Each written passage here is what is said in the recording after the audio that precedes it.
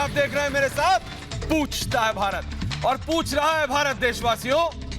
और आप जी पिछले कुछ दिनों से लगातार इस विषय पर हम बहस कर रहे हैं, पूछ रहे हैं कि ये जबरन धर्मांतरण को लेकर देश में बवाल मचा हुआ है। देशवासियों के दिल में इसे लेकर कई सवाल उठ रहे हैं। लोग समझना चाहते हैं कि ये कौन लोग हैं, ये आखिरकार है कौन जो अपने आप को कानून से ऊपर तो समझते ही हैं, मजहब से भी ऊपर समझते हैं। कोई धर्म, हिंदू मुस्लिम सिख ईसाई, कोई धर्म, जैन बौद्ध, कोई धर्म जबरन धर्मांतरण का समर्थन नहीं करता। तो इसके पीछे का खेल है क्या, ये जानना चाहते हैं आज दोस्तों।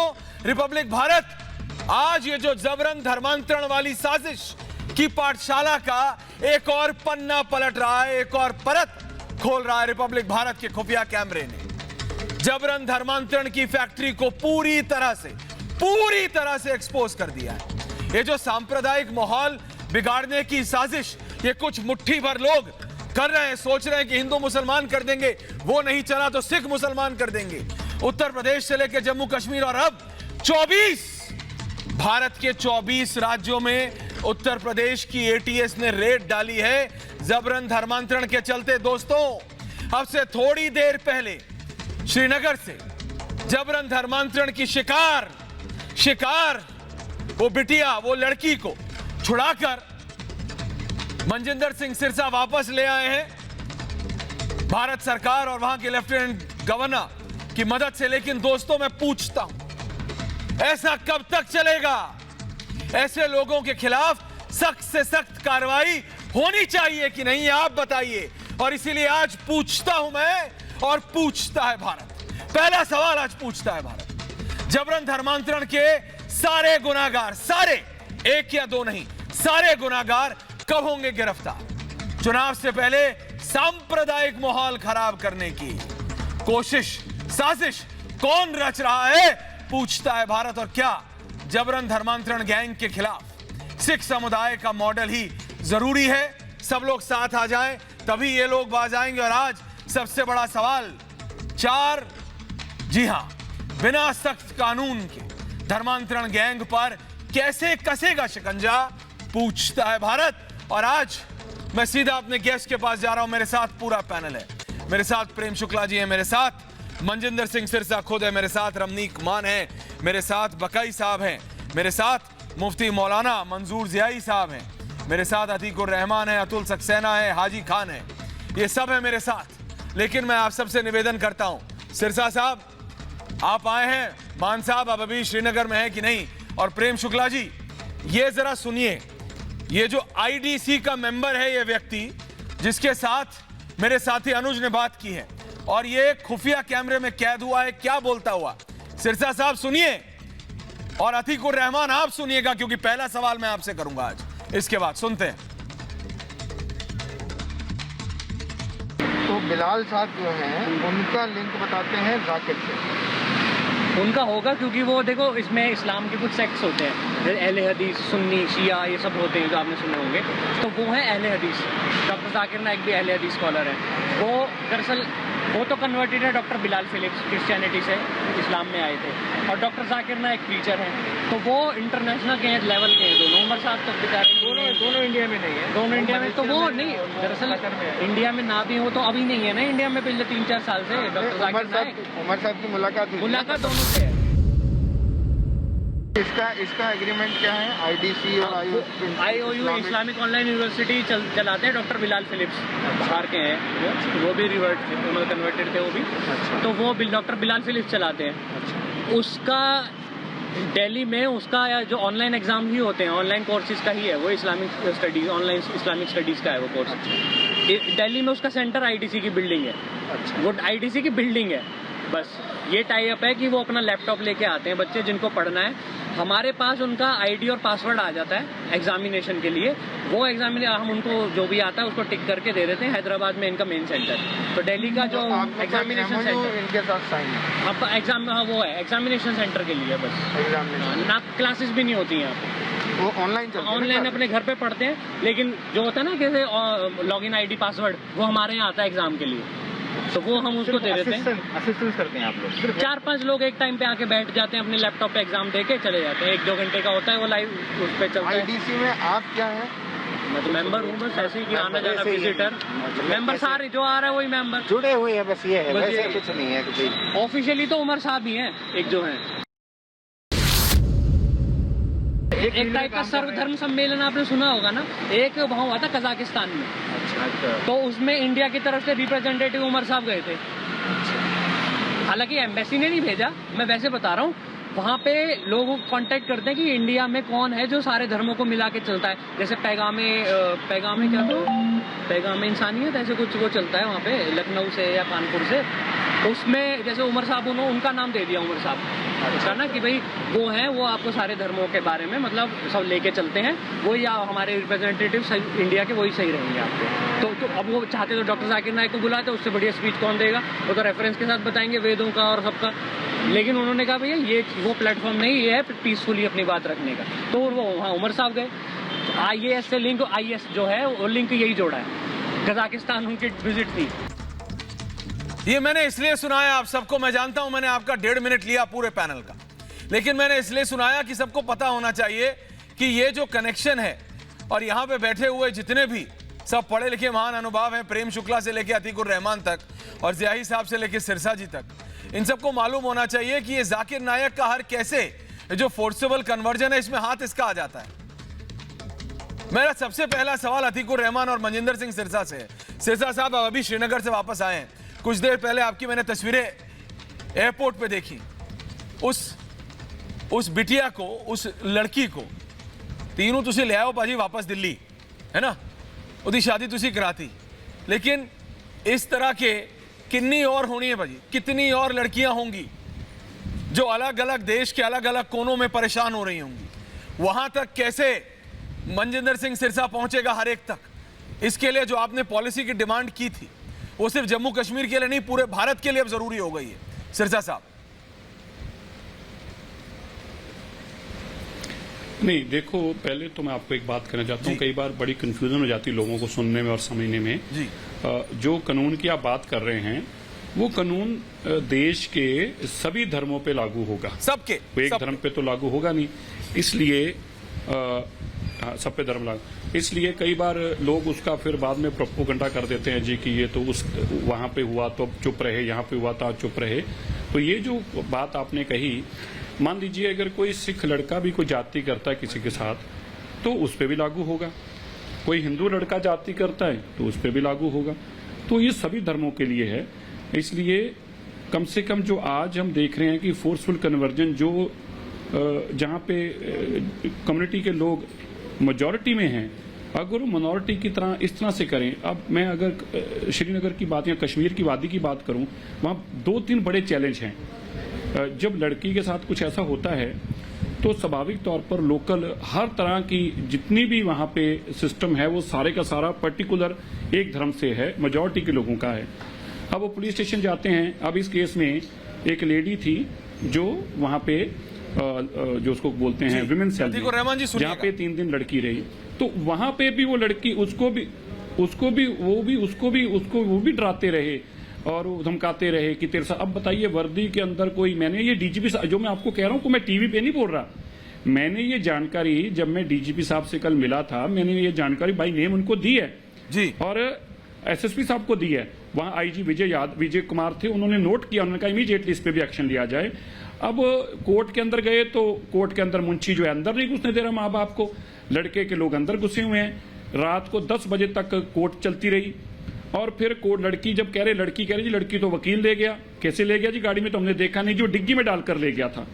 अच्छा जी, ऐसे कैसे ले गया? जब इन्होंने जो हल्ला किया और खुद अंदर घुसे और कोर्ट की छानबीन अंदर जाके ढूंढना शुरू किया तो आप कुछ शौक और झटका लगेगा सुन के, लड़की को एटीएम में बंद कर रखा था, एटीएम में बंद कर रखा था। तो अब ऐसे हालातों के अंदर तो कुछ ना कुछ तो करना होगा।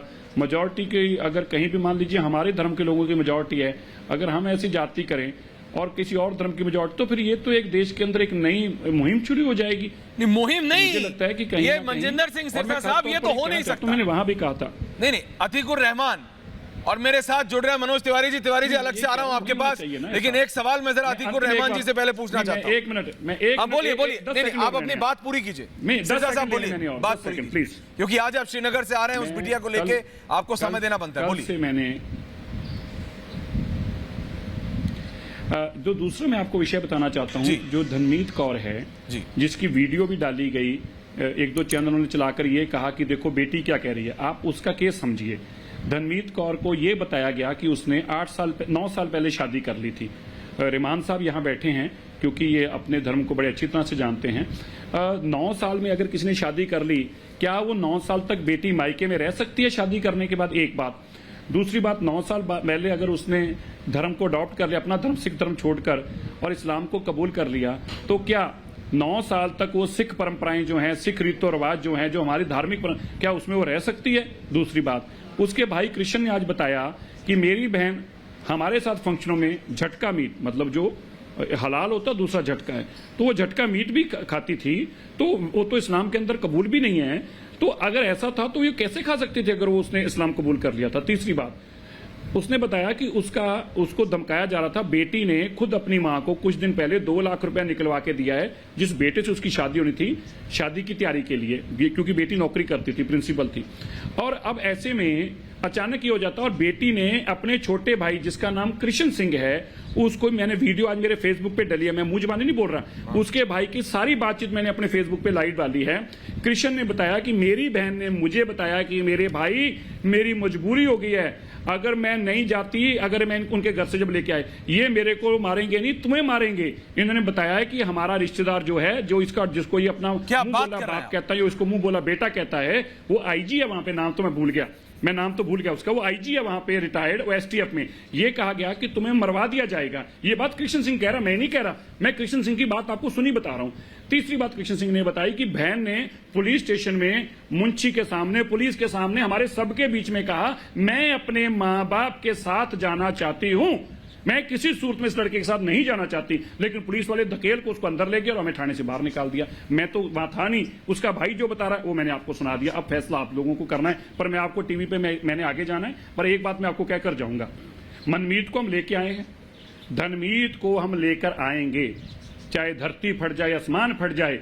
हमने हाथों में चूड़ियां हमने भी नहीं डाली, हमारी बच्चियों को अगर कोई ऐसे अगवा कर करके लेके जाएगा तो हम चुप रहने वाले नहीं हैं। मैं आज आपके टीवी चैनल से फिर से आज जोड़कर, क्योंकि कल मुझे वहां पे बहुत सारे लोग जो हैं वो मिले, सिविल सोसाइटी और बहुत सारे लोगों के मुझे फोन पे आए, उन्होंने मुझे श्योर किया और वहां से कि हम इसका कुछ ही घंटों के अंदर निपटारा कराएंगे, बेटी आपको वापस देंगे। लेकिन अभी तक उस मसले में भी कुछ नहीं हुआ। मैं फिर से कहता हूं, हम आपसे आग्रह भी करते हैं, बेटियां बेटियां हैं, बेटियां सबकी साझी हैं, हम किसी भी तरह के भाईचारे का नुकसान नहीं होने देना चाहते। इसलिए आपसे हाथ जोड़कर विनती है, हमारी बेटी का जो मसला है, वहां के लोग जो उनके मौलवी हैं, मौलाना हैं, बड़े लोग हैं, जिनकी कम्युनिटी में पहचान है, जिनकी कम्युनिटी सुनती है, जिनकी फॉलोइंग है, उनको आगे लगना चाहिए और हमारा मसले को निपटाना चाहिए। तो ये मनजिंदर सिंह सिरसा बता रहे थे एक इंसिडेंट के बारे में, श्रीनगर के बारे में।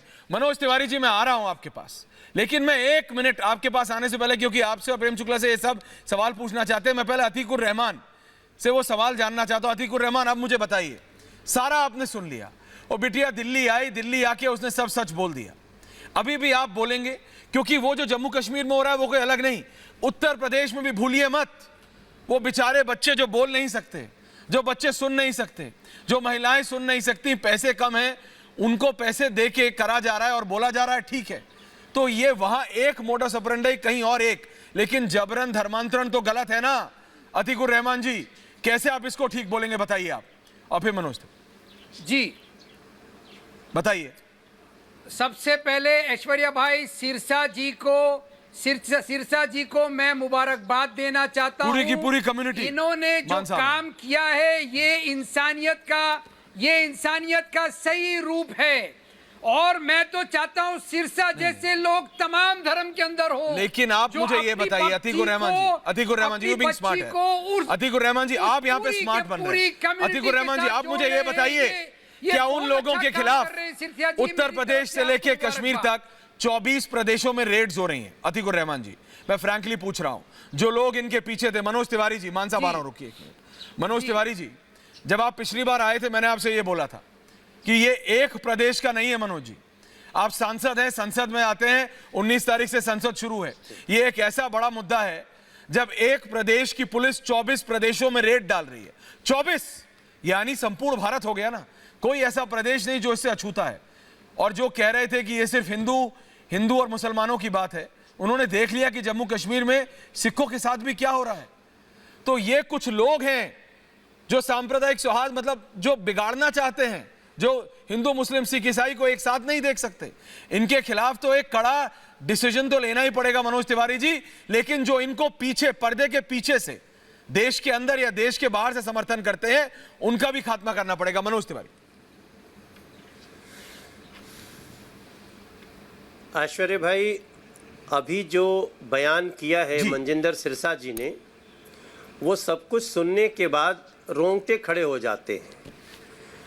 और इसमें एक बात जो स्पष्ट आती है, मैंने पिछली बार जब आपने बुलाया था तब भी हमने कहा था कि इस धर्मांतरण के पीछे समाज में हमारी जो सांप्रदायिक एकता है, सांप्रदायिक सौहार्द है, जो भारत की समाज की सुंदर व्यवस्था है, उसको बिगाड़ने की ही कोशिश है। इसमें जो लोग लिप्त हैं उनको पता है, सफल हो गए तो ये होगा, नहीं सफल हो पाए तो भी होगा, अगर उसके बाद भी कुछ मुद्दा बना, कुछ परिस्थिति बनी तो फिर कोई सी, ऐसा हम रास्ता निकालेंगे। लेकिन तभी जिम्मेदारी आती है, जैसे हमारे रहमान भाई साहब हैं और भी जो हमारे यहाँ पे इस डिबेट में लोग हैं, हम सब की जिम्मेदारी बनती है कि हम लोग कहीं से भी ऐसे लोगों को ऐसा कोई संवाद न करें कि उनका मन बढ़े। हमें एकजुट होकर बोलना चाहिए कि धर्मांतरण के खिलाफ जैसा उत्तर प्रदेश में कानून बन रहा है, वैसे ही पूरे देश में होना चाहिए।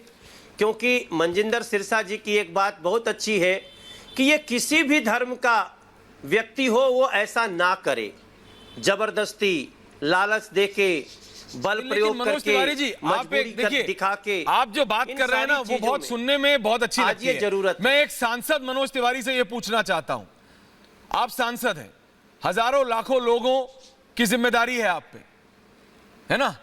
मेरे पे अगर मेरे सिर्फ परिवार वालों की है तो आपके ऊपर आपके सारे कॉन्स्टिट्यूएंसी मेंबर की है।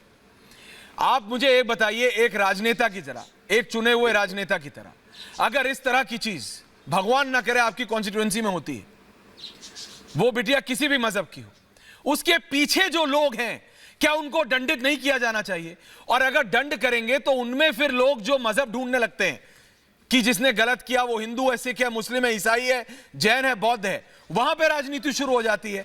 वहां से उन लोगों को मजा मिलता है, वहां से उन लोगों को वो शक्ति मिलती है कि कुछ भी कर लो, मजहब के नाम पे निकल जाएंगे।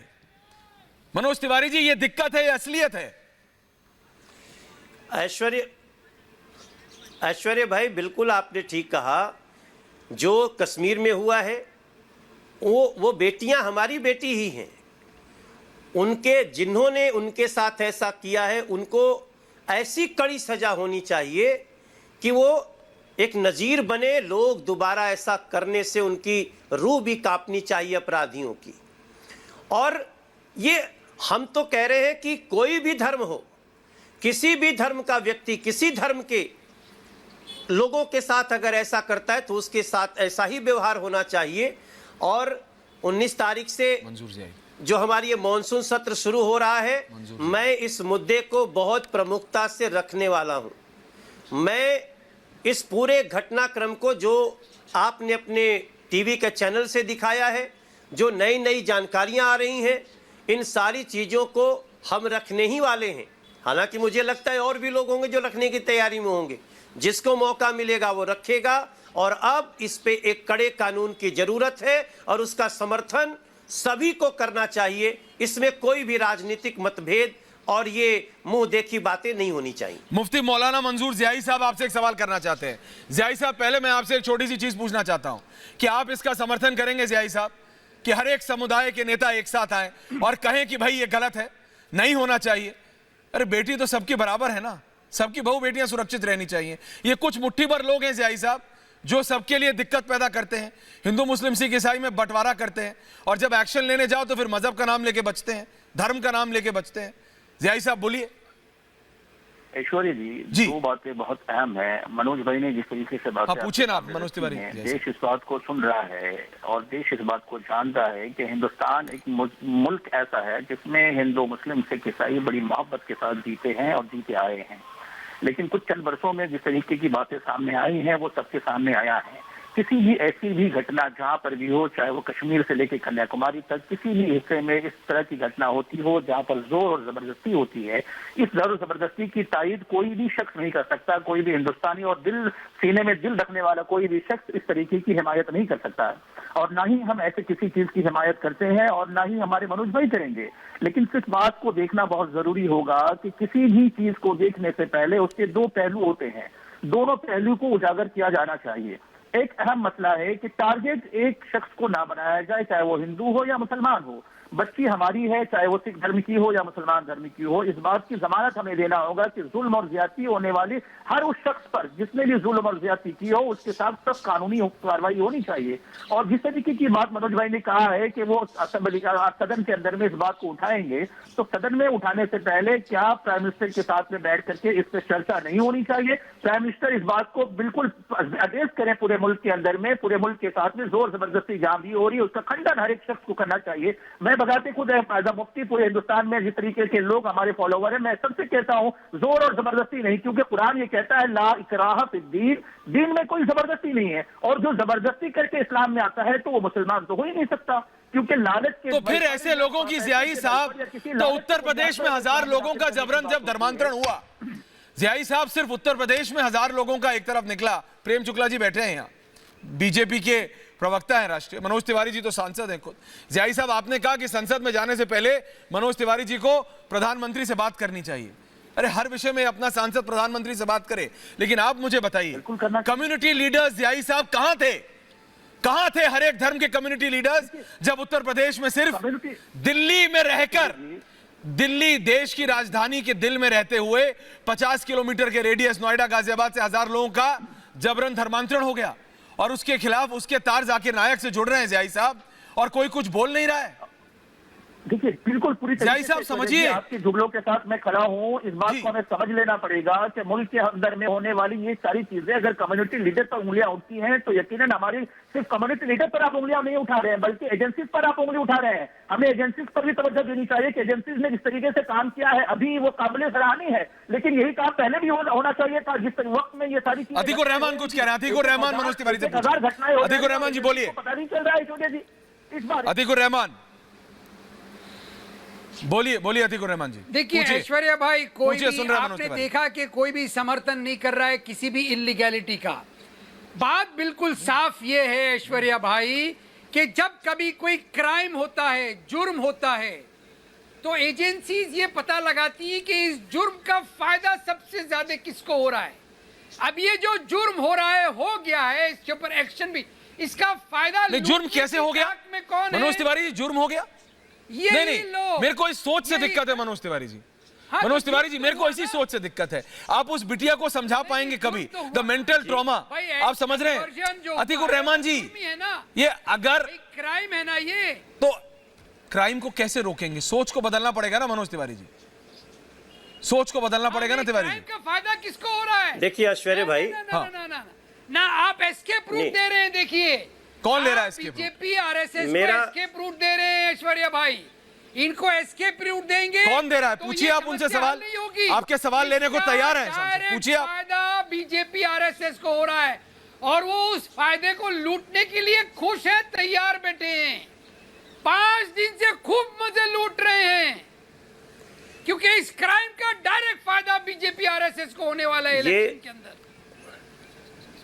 मनोज तिवारी जवाब दे रहे हैं, मनोज तिवारी जवाब दे रहे हैं। देखिए ऐश्वर्या जी, ऐश्वर्या जी, मैंने पहले भी कहा था रहमान भाई, आपको टीवी बुलाता है तो आपको बड़ी जिम्मेदारी के साथ बुलाता है, और इतनी बड़ी बड़ी घटनाओं पे अगर इतनी हल्की बात आप करेंगे तो आप निश्चित रूप से अपराधियों का मन बढ़ा रहे हैं।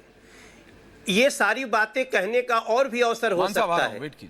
जो घटनाएं घटी हैं, जैसे इसके पहले अभी मुफ्ती साहब बात कर रहे थे, बहुत स्वागत योग्य बात है। इस समय तो कोई भी ऐसी बात नहीं होनी चाहिए जिससे अपराधियों का मनोबल बढ़े। ये घटनाएं किसी को फायदा नहीं करती। अपराध अपराध होता है और हम हर अपराध पे खुल के बोलना चाहते हैं अपराधियों के खिलाफ। और जैसा मुफ्ती साहब ने कहा कि संसद में ही क्यों, संसद से किसी को डरना नहीं चाहिए। हम सब प्रतिनिधि हैं, हम आपके साथ इस मीटिंग में बैठे हैं, हम उस घटना को देख रहे हैं, हम सदन में रखेंगे। वो सर्वोच्च सदन है, पवित्र सदन है, ऑगस्ट हाउस बोलते हैं, और उसमें जो भी बात होती है प्रधानमंत्री जी भी उसमें शामिल होते हैं और वो सारे देश के सामने होगा, आप सब भी टीवी पे देखेंगे। ये समय है, मैं हाथ जोड़ के बोलता हूँ, ये समय है ऐसी मानसिकता रखने वाले, धर्मांतरण करने वाले, मजबूरी से, लालच से डरा के ऐसे लोगों के खिलाफ खड़ा होइए। समाज आपका आदर करेगा, ये हमारी आपसे प्रार्थना है। किसी भी डायलॉग से किसी अपराधी का मन नहीं बढ़ना चाहिए, क्योंकि ये सारी घटनाएं दिल को दहलाने वाली हैं और हमारे आपके बीच में शंका पैदा करने वाली हैं। हम किसी को ऐसा मौका न दे रहमान भाई और सभी जो हमारे डिबेट के लोग हैं कि हमारे आपके रिश्ते पे, इस कौमी एकता के रिश्ते पे किसी का शंका हो जाए कि उसकी घटना के कारण हम आप शंका में अपने संबंधों को देखें। इसलिए खड़ा होना पड़ेगा, रोकना पड़ेगा, इन लोगों को खुल के इनके विरोध में बोलना पड़ेगा, कड़ा कानून बनाना पड़ेगा। हाजी खान साहब, अतुल सक्सेना जी आ रहा हूं। रमनीक मान ने कुछ बोला नहीं है। प्रेम शुक्ला जी, मैं जानता हूं आपने इंतजार किया है, इसके बाद सीधा आपके पास आ रहा हूं, माफी चाहता हूं। रमनीक मान कुछ कहना चाह रहे हैं, बोलिए रमनीक मान। देखो ऐश्वर्या, सबसे पहली बात जहां पे आपने कहा ना कि सोच बदलने की जरूरत है, हाँ। मैं आपसे सहमत हूं। सोच यहां बदलनी चाहिए कि कैसे आप एक सिस्टमैटिक तरीके से इस्लामिक दावा सेंटर के माध्यम से हाँ। डेफ एंड डम्ब बच्चों को, मेंटली चैलेंज बच्चों को या गरीब परिवारों को टारगेट करते हैं और आप लिस्टें निकलवाते हैं अंदर से कि कौन कौन ऐसे गरीब परिवार हैं जिन्होंने ये असहाय बच्चों के लिए या चैलेंज बच्चों के लिए सहायता मांगी है, उनको आप टारगेट करते हैं। यह सोच बदलने की जरूरत है। दूसरी सोच बदलने की जरूरत है कि जिस समय आप अपनी बेटी और पोती की उम्र की बच्चियों को टारगेट करते हैं कि हमने इनसे निकाह करना है, यह सोच बदलने की जरूरत है। यहां पे मैं आपसे सहमत हूं। कम्युनिटी लीडर्स की बात हुई आपके चैनल पे, कम्युनिटी लीडर्स जी, एक ने कंडेम नहीं किया गया कि मैं कश्मीर में हूं, आज भी मैं श्रीनगर में हूं, मैंने एक शब्द नहीं सुना किसी लीडर से, किसी ने इसके खिलाफत नहीं करी, किसी ने इसके खिलाफ नहीं बोला। और मैं इस इंसिडेंट के लिए, मनमीत के बारे में, मैं पुलवामा में मौजूद था जिस वक्त सुबेरे इसके लावा फेरे हुए गुड़िया के, मैं वहीं था। और यहां पे ना कुछ लोगों का नाम लेना बहुत जरूरी है जिन्होंने इसको फैसिलिटेट किया। सुखबीर लड़का कल रात को 12:30 बजे तक मेरे साथ था, मेरे होटल के कमरे में हम इकट्ठे थे। और उसके बाद ये जो सारा इवेंट हुआ है, इसके अंदर यूनाइटेड सिख फोरम है श्रीनगर के अंदर, जो लड़के बहुत लंबे समय से जद्दोजहद कर रहे हैं। इसके अंदर मनमीत और इसके अंदर सतनाम सिंह, राजू, सनी, संतपाल सिंह, गुरमीत सिंह, भूपेंद्र सिंह मेहता, ये लोग बड़े इंपॉर्टेंट लोग हैं। इन्होंने बहुत मेहनत करी है इस लड़की को वापस लाने में। हाँ, अच्छा है काम, बहुत अच्छा काम किया है सिरसा जी ने। सिरसा जी उसको यहाँ से टिकट कटवा के दिल्ली ले आए, बच्चों को वहां से इस माहौल से बाहर निकाला, मैं उनकी सराहना करता हूँ।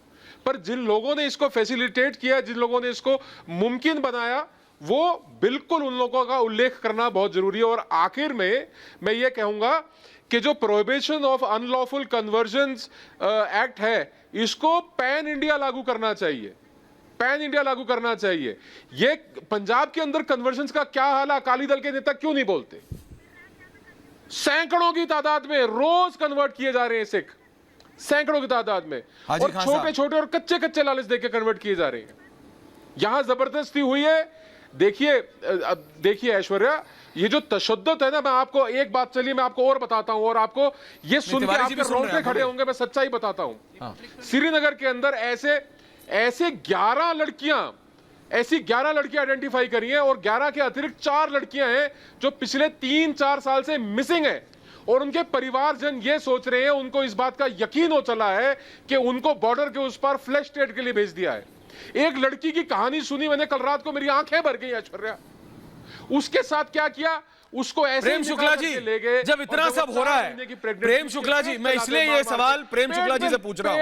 रमनीक मान, मैं हाजी खान से पूछूं, मैं ये सवाल हाजी खान से पूछूं, अतुल सक्सेना से पूछूं, उससे पहले मुझे सरकार, ये बीजेपी के नुमाइंदे से पूछना पड़ेगा, राष्ट्रीय प्रवक्ता माफ कीजिएगा प्रेम शुक्ला जी, जम्मू कश्मीर को एक स्पेशल स्टेटस अब दिया गया है, स्टेट भी है, यूनियन टेरिटरी भी है, लेजिस्लेटिव भी है। लेफ्टिनेंट गवर्नर है मनोज सिन्हा, खुद एक पॉलिटिशियन है। मैं जानता हूं पर्दे के पीछे से जितना ये स्मूथली हैंडल हुआ है, शांति से इसको हैंडल किया गया है, कोई बोले ना बोले, इतने तो हम भी रिपोर्टर है, समझ आता है किसने किसको कॉल किया, कब कहां कैसे फंक्शन हुआ। लेकिन प्रेम शुक्ला जी ये हो रहा है, असलियत ये है, अगर रमनीक मान कह रहे हैं कि 11 और ऐसी चीजें हैं, 11 और ऐसी बच्चियां हैं, तो समझना पड़ेगा हमको कुछ मूलभूत दिक्कतें हैं जिसको हमें सॉर्ट आउट करना पड़ेगा। प्रेम शुक्ला जी, और ये सरकार की जिम्मेदारी बन जाती है। देखिए दिक्कत समझिए आप जी, बताइए। देखिए नहीं, निश्चित सरकार की जिम्मेदारी, और सरकार अपनी जिम्मेदारी का दायित्व का निर्वाह करेगी, और ये सरकार है इसीलिए इस तरह की बातें सरफेस पर आ रही हैं, वरना ये बातें सरफेस पर भी नहीं आती थी। केरल में 2009 में लव जिहाद की बातें उठी और ईसाइयों ने कहा कि लव जिहाद हो रहा है, ईसाई लड़कियों को कन्वर्ट किया जा रहा है। बौद्धों ने, जैनों ने और हिंदुओं ने महाराष्ट्र में कहा, कर्नाटक में कहा, उत्तर प्रदेश में कहा, मध्य प्रदेश में कहा, राजस्थान में कहा, और सब एक ही कौम विशेष के बारे में, एक सेक्ट विशेष, उस कौम में भी एक सेक्ट विशेष के बारे में करें। आज सिख जो है यही बात कश्मीर में कर रहे हैं। तो केरल से लेकर कश्मीर तक ये आपने जो लव जिहाद, धर्मांतरण, इसका जो धंधा फैला रखा है, क्या उसके विरुद्ध एक बार भी मुस्लिम इंटेलेक्चुअल समाज की तरफ से एक भी स्वर प्रकट हुआ क्या? आज तक क्यों नहीं हुआ? कश्मीर का मामला देखिए आप, कश्मीर में सिर्फ जो है वो अपराधी नहीं है, अपराधियों के साथ समाज खड़ा है, अपराधियों के साथ वहां की व्यवस्था खड़ी है, अपराधियों के साथ मुस्लिम पुलिसकर्मी खड़े हैं, अपराधियों के साथ मुंशी खड़ा है अदालत का, अपराधियों के साथ जज के खड़े होने की संभावना है, अपराधियों के साथ पूरा समाज खड़े हो जाता है। और जैसे ही आप अपराधियों के विरुद्ध कहते हैं, तर्क गढ़ा जाता है कि साहब फायदा किसको होगा? अरे भाई बेईमान को पकड़ा जाएगा तो ईमानदार की लोकप्रियता बढ़ेगी, साख बढ़ेगी, तो इसलिए बेईमान को छोड़ दिया जाए, चोर को इसलिए छोड़ दिया जाए कि जो है साहूकार जो है उसको लाभ हो जाएगा। अरे चोर को पकड़ना पड़ेगा, अपराधी को पकड़ना पड़ेगा, जिहादी को पकड़ना पड़ेगा, और पकड़ा जाएगा, उसको दंडित किया जाएगा। उसको डॉक्टर जाकिर नाइक मलेशिया से खींचकर भारत की धरती पर लाया जाएगा। उसके जो भी साथ में लोग हैं, जो भी अपराधी हैं, जो भी जिहादी हैं, जो भी इस तरह से मासूम लड़कियों पर अत्याचार करने वाले अत्याचारी हैं, ऐसे बर्बर लोगों को खींचकर दंड के हवाले करना। अतीकुर रहमान, अतीकुर रहमान, अतीकुर रहमान बोलिए, और फिर मैं मनोज तिवारी जी के पास जा रहा हूँ। अतीकुर रहमान बोलिए। नरेंद्र मोदी जी के कार्यक्रम में इस तरह के अपराधियों को ढूंढ ढूंढ कर जहां होंगे उनकी क्या गलत कह रहे हैं अतीकुर रहमान, बताइए। प्रेम शुक्ला का एक शब्द बताइए जो गलत हो। प्रेम शुक्ला ने कहा जो इनके पीछे हैं उनको पकड़ा जाए। ये यूपी इलेक्शन की तैयारी कर रहे हैं, ये यूपी इलेक्शन की तैयारी कर रहे हैं। 3.5 साल हो गए, एक जाकिर मनोज तिवारी जी तैयारी है क्या ये यूपी इलेक्शन की? वोट कमाया, मनोज तिवारी जी बताइए मेरे को। और जाकिर नायक कहाँ है किसी को नहीं पता।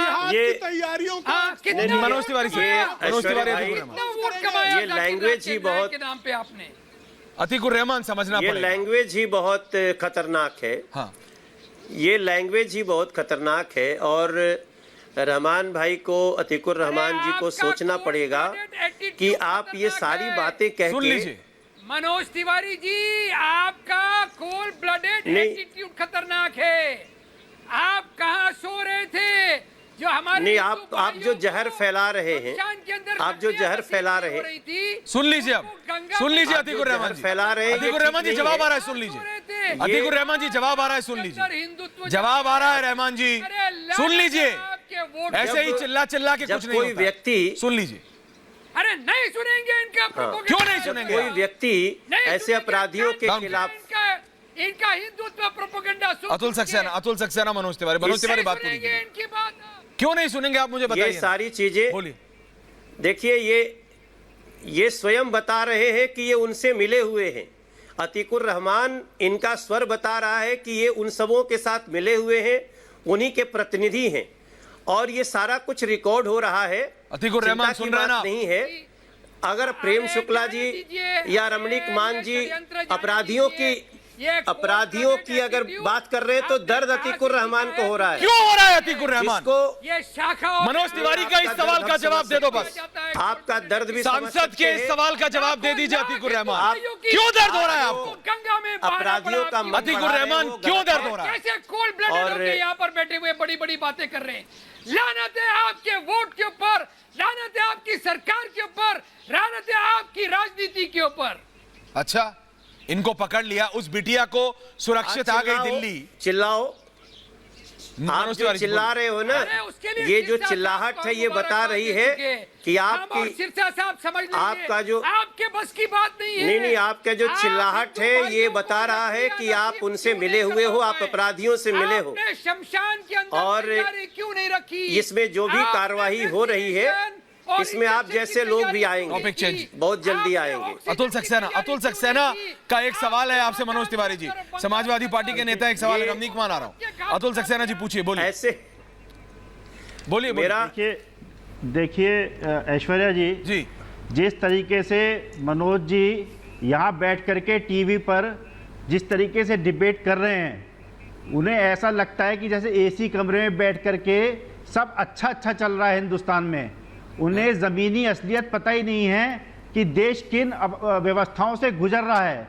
अरे आप देखिए, अभी आप कह रहे हैं लालच दे करके गरीब परिवार के बच्चे धर्मांतरण कर रहे हैं। अफसोस तो इसी बात का है कि आज हमारे हिंदुस्तान की जो कमान है कितने कमज़ोर हाथों में है, जो एक गरीब परिवार का बच्चा धर्मांतरण करने में मजबूर है। अरे आप क्यों व्यवस्था देने में फेल हो गए मोदी जी? मैं आपसे जानना चाहता हूं, तिवारी जी आपसे जानना चाहता हूं। दूसरा, जो जबरिया की जो आप बात करते हैं, जबरिया 2002 में जब हुई थी तो संजीव भट्ट उसकी उम्र कैद की सजा काट रहे हैं। इसे जबरिया कहते हैं, जब गोधरा कांड में 1000 लोगों का कत्लेआम हुआ था। और क्या आज बोल रहे हैं आप? कहां से कहां जाते हैं आप? दोस्तों का सौदागर के नाम से एक भी नवाजा गया बार था। पहली एक खान भी की बार बात क्या हुई थी? प्रेम शुक्ला जी आप इन्होंने देखिए, एक भी बार जिस तरीके क्या से उन लोगों के लिए बोला जो पकड़े गए हैं यूपी में? एक के लिए भी बोला क्या प्रेम शुक्ला जी? ये जिहादियों अतुल सक्सेना नहीं बोलेंगे, चुप रहेंगे। लिए जिस शब्द का प्रयोग किया जाना चाहिए हाँ। उस शब्द का प्रयोग मैं कर नहीं सकता टेलीविजन पर। पंचायत चुनाव में जिस तरह के शब्द के पात्र हैं, जिहादियों के चीयर लीडर हैं ये। वहां लव जिहाद होगा, ये तालियां बजाकर नाचेंगे उस बारात में लव जिहादी की। लव जिहादी की बारात में भैया ताली बजाकर नाचने का जिम्मा जिन लोगों ने ले रखा है, उनको ये समझ हाजी खान साहब, हाजी खान साहब के पास जा बड़ा कोई नहीं है। हाजी खान साहब, मनोज तिवारी जी आऊंगा आपके पास क्या काम हो रहा है? हाजी खान, आप बड़ा चीयर लीडर, आप ताली बजाइए। किस तरीके से हाजी खान साहब, जो अब मैं सिर्फ इतना ईश्वरिया समझना जी, चाहता हूँ। हाजी खान देश साहब, देख रहा है ये। हाजी खान साहब आप मुझे बताइए। हाजी साहब मनोज आप तिवारी बेशर्मी जी की जिस सारी तरह आप बातें पूछिए, कर आप रहे सीधा हैं, पूछिए मनोज तिवारी से। प्रेम शुक्ला जी जिस तरह बातें कर रहे हैं, मैं पूछ रहा हूं कि अपराध करना जुर्म है, लेकिन किसी अपराध बेगुनाह को अपराधी बनाना उससे बड़ा जुर्म है।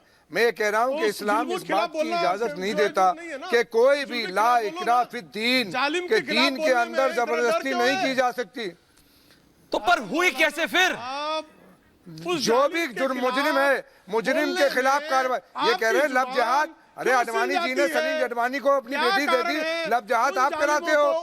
मुख्तार अब्बास नकवी, शाहनवाज साहब, ये लव जिहाद के ये इस्लाम की किस आयत सैंपल है आपके सामने, आप दूसरों पर इल्जाम लगाते फिर रहे हो। आप इस तरह की बात देश के सामने मत करो। गुनाहगार को सजा मिलना चाहिए, वो किसी भी मजहब का हो, लेकिन बिना गुनाह को अगर गुनाहगार बना जाएगा। हाजी खान साहब, हाजी खान साहब रिलैक्स, हाजी साहब रिलैक्स। रमनीक मान आ रहा हूँ। मनोज तिवारी, रमनीक मान। मनोज तिवारी जी, मेरे को ये बात समझ नहीं है। मनोज तिवारी जी जैसे ही सवाल उठेगा, रमनीक मान मैं आऊंगा आपके पास। मनोज तिवारी जी, एक मैं क्योंकि सांसद के तरीके से मैं आपसे पूछना चाहता हूं, जैसे ही सवाल पूछेगा तो ये सवाल उठता है कि आपकी सरकार ने क्या किया। देखिए ये एक असलियत है कि छत्तीसगढ़ के जंगलों से लेके और 1900, अगर मैं साल गलत नहीं पढ़ रहा हूं, 1967 1967 में, क्योंकि मैंने इस पे रिसर्च भी किया, मुझे याद था 66 था कि 67 था। इंदिरा गांधी लाई थी सर केरल में, केरल नहीं माफ कीजिएगा, तमिलनाडु में 1200-1300 लोगों का फोर्सेबल कन्वर्जन हुआ था। उसके बाद एक कन्वर्जन बिल लाया गया था, उसके बाद दोबारा उस पर राजनीति हुई थी। 1967 से 2021 में आ गए मनोज तिवारी जी। जब भी सरकार एक्शन लेगी तो ये बोलेंगे कि एक मजहब के खिलाफ कर रहे हो, एक धर्म के खिलाफ कर रहे हो। नहीं करोगे तो बोलोगे कर क्या रहे हो। तो सॉल्यूशन कहां से निकलेगा इसका? मनोज तिवारी जी बताइए ना, सॉल्यूशन कहां से आएगा? 1967 से लेके 2021 तक यहीं बैठे भाई, मेरा आज के डिबेट का मेरा आखिरी स्टेटमेंट है। बताइए। ये लोग जो अपराधियों को सह देने के लिए चिल्लाते हैं ना, ये एक दिन इनको भी नुकसान करने वाला है। और हम तो बार बार कहते हैं कि एक भी गुनहगार को बचना नहीं चाहिए और बेगुनाह को सजा नहीं होनी चाहिए। लेकिन नरेंद्र मोदी जी तो कुरान के साथ साथ कंप्यूटर भी दे रहे हैं। ये कंप्यूटर का विरोध क्यों कर रहे हो बैठ के यहाँ? आप शिक्षा क्यों नहीं दे रहे हो? हाजी खान साहब सुनिए, इस दिन से नरेंद्र मोदी जी ने देश को संभाला है, पहली बार आपको बुरा लगता है ना, ये सारी जानकारियां बुरी लगती हैं क्योंकि आप लोग अपने कौम के भी आप लोग समर्थक नहीं हो। आप लोग उनको चाहते हो कि उनको अशिक्षा में रखा जाए, उनको सबका साथ सबका विकास जैसी चीजों से दूर रखा जाए, तो वो आपकी नीति होती है। हम तो इस देश के तमाम जो भी गुनाहगार हैं वो छूटेंगे नहीं और बेगुनाह उनको कोई नुकसान नहीं होगा, ये याद रखिएगा। बहुत बहुत धन्यवाद मनोज तिवारी जी। पूछता है भारत में आने के लिए मैं सीधा जा रहा हूं रवनीक मान और बकई साहब के पास। बकई साहब के पास पहले जा रहा हूं। बकई साहब बोले नहीं है, आप मुझे बोलिए ये हाजी खान साहब और अतीकुर रहमान को क्या जवाब देंगे? बकई साहब सुनिए अब आप। देखिए, सबसे पहले ऐश्वर्य जी मैं आपको एक बात बताना चाहता हूं कि ये जो फोर्सफुली कन्वर्जन हो रहे हैं, ये सबसे पहले तो इस्लामिक के खिलाफ है और दूसरा संवैधानिक के खिलाफ है। सबसे पहली चीज मैं ये कहना चाहता हूं कि पैन इंडिया इसका एक कानून पास होना चाहिए पार्लियामेंट में कि फोर्सफुली अगर किसी का कन्वर्जन हो तो उसको एक कानून के मुताबिक उसको सजा मिलनी चाहिए। तीसरी चीज एक ये कहना चाहता हूं मैं कि अगर इस्लाम में किसी भी तरीके से जबरन किसी का धर्मांतरण कराने की अगर साहब इस्लाम की बात नहीं, हिंदू मुस्लिम सिख ईसाई। रवनीक मान बैठे हैं, प्रेम शुक्ला बैठे हैं। आप मुझे बताइए रवनीक मान साहब, एक सेकंड बकई साहब, ये दिक्कत है जैसे ही फोर्सेबल कन्वर्जन की बात आती है हिंदू मुस्लिम हो जाता है। मान साहब आप मेरे को बताइए क्या सिखिज्म में अलाउड है क्या फोर्सेबल कन्वर्जन? देखिए नहीं ना, किसी धर्म प्रेम शुक्ला जी क्या हिंदुओं में अलाउड है क्या? सवाल नहीं तो बात हिंदू मुस्लिम की नहीं है हाजी साहब, बात कुछ लोगों की है जो गड़बड़ कर रहे हैं। रवनीक मान बोलिए। जबरदस्ती तो कहीं भी नहीं है। हाँ बोलिए मान साहब। मेरी आपत्ति सर प्लीज, मैंने बहुत सुना सर आपको, प्लीज मेरा निवेदन आप सुनिए। देखिए मेरा कहने का भाव ये है कि आप उस कौम के आदमी को संबोधित करके पूछ रहे हैं जिस कौम ने कुर्बानियां दी हैं इस जबरन कन्वर्जन के खिलाफ, उस कौम से सवाल पूछ रहे हैं। और मैं आपको बताता हूं समस्या कहां पे, तकलीफ कहां पे है। तकलीफ यहां पे है जब ये रिकॉग्नाइज नहीं करते, जब ये मानते नहीं कि ये प्रॉब्लम है और एग्जिस्ट करती है और ये प्रॉब्लम व्यापक है और ये ऑर्गेनाइज तरीके से की जा रही है। इनसे पूछिए कौन है उमर गौतम, इनसे पूछिए इरफान शेख, जहांगीर, ये लोग कौन है और इस तरीके का नाम बार बार आगे सामने क्यों आते हैं? क्यों आप कमजोर परिवारों को, लड़कों को लेके चलते हैं? और अभी कोई कह रहा था कि व्यवस्था कमजोर है, सरकार कमजोर है। अरे कानून बना के लाई सरकार। सुनिए ऐसे नहीं चलेगा साहब। नहीं अरे सुनो, अरे कन्वर्ट हुआ भाई, वो भी कन्वर्ट हुआ है, वो भी कन्वर्ट। सुनो अब यार ऐसे बीच में टोको मत, फ्लो मत खराब करो ना।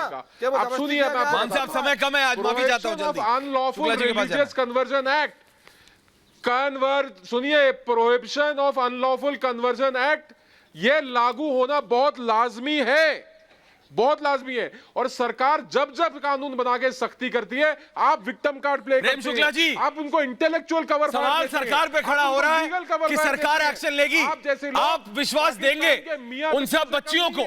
रवनीक मान ने कहा 11 और है श्रीनगर में। उत्तर प्रदेश में कितनी होंगी? 24 प्रदेशों में रेड पड़ रही है। प्रेम शुक्ला जी आपकी सरकार की ओर, आपकी पार्टी की ओर सब देख रहे हैं। प्रेम शुक्ला जी बताइए। प्रेम शुक्ला जी, अरे ऐश्वर्य जी, सरकार जो है हर अपराधी को, हर लौ जिहादी को, हर धर्मांतरण के धंधेबाज को ढूंढ कर उसके बिलों में से निकाल कर उसको न्यायपालिका के समक्ष खड़ा करेगी और उसको दंड दिलाने के लिए अभियोजन करेगी।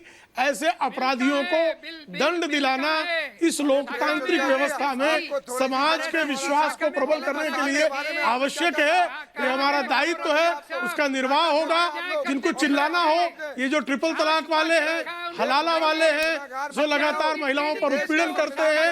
ऐसे बिल्कुल। गंदे समय कम था, आज माफी चाहता हूं भकाई साहब, प्रेम शुक्ला जी, लेकिन यह बात साफ है, बिटिया किसी की भी हो सब बराबर है। 24 प्रदेशों में यह चल रहा है, कानून तो होना चाहिए और एक बराबर होना चाहिए। और रमनीक मान जी, जो उन 11 बच्चियों की आपने बात की है, उसकी डिटेल छोड़ेंगे नहीं हम आपको, चाहे हफ्ता भर लगे 15 दिन लगे। एक एक बच्ची का उनके साथ न्याय होना चाहिए। बहुत बहुत धन्यवाद।